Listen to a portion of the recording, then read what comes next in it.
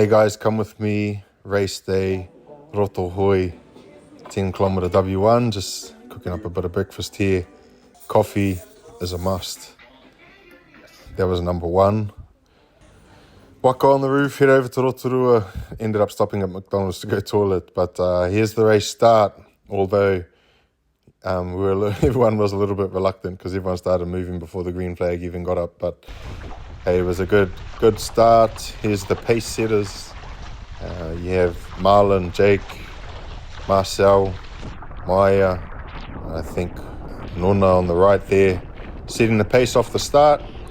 This is still pretty early into the race, and just in this moment I spot the lead boat pushing off into the distance, and a little bit of boat wake here that you'll see push just to jump on this one little swell here and run it across, which brings me up to Maia, who was also keeping an eye on those swells. You can see him pushing onto one here. And still early, so not trying to, overwork too much in this point, just trying to get into a good position off of the start. So gauging everyone's, energy levels and fitness at this point. A little bit further into the race, things started to kind of shape up, I guess, a little bit. Yeah, just adjusting the seat because it slid back, and it immediately slid back straight away after the adjusting it. A little bit closer to the island now. Jake and Maia pretty much set the pace for the first 5 kilometers heading out to the island, and it was a tough pace, I got to tell you. It was a pretty decent pace. So what I was trying to do is just not overwork, try and keep the lactic acid low and stay on top of my of my energy level, because these guys were very strong in this part of the race. I don't know if I could have matched them toe to toe here. So just staying in control. Coming around the island was interesting because there's a lot of shallow spots. So fortunately I didn't hit any rocks with the canoe, but I did touch a few with my paddle. And still Maia and Jake really setting it up here, staying in control. Again, another opportunity here when the support boat came back and started pushing forward. And in my mind here, I knew that Maia and Jake would have a look at that boat on the left. While they were distracted with the boat, I chose to kind of push here and take the inside line. Try and, have my first little push or attempt at taking the lead here.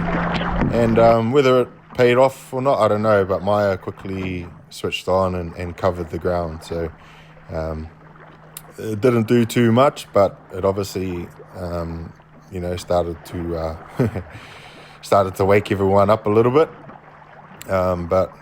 Again, so we're coming around the island here, probably a little bit over halfway, I'm guessing. There's a little bit of runs from the residual boat wake, and then just the angle of the wind here, although there's not much at all, but it was quite nice to have a little bit of bump for a little period of time. Now we're coming around the island and I'm realizing, man, it's hot. So I had to take my hat off and I had to give myself a splash, even though we're still in spring, just left winter, and it's a cold race, but the intensity brought the heat. It was a hot race, and now in my mind I'm like, damn it, there's no surf on the way home. There's very little surf here, and I'm up against a very fit and young Maia, Campbell, Tahitian Māori, that and I knew already that this is going to be a tough one. So I kind of gauged the waters right here with about 4Ks to go of, not pushing like crazy, but doing a push just to see, is it worth trying to go for it now or not? And I quickly realized, no, probably not, because Maia is not giving an inch and he's still feeling or seeming fresh. Yeah, so I kind of dialed it off again, but still just trying to work whatever we can on the way home. There was a tiny little bump, nothing truly rideable, but you can milk it and on an angle. And so I was just trying to, again, stay in control of the energy, knowing that there's a high possibility that this could end in a sprint finish, which I wasn't really keen on. So, just kind of buying time. Took another opportunity to try and take the lead and push, but again, Maia just doesn't give an inch.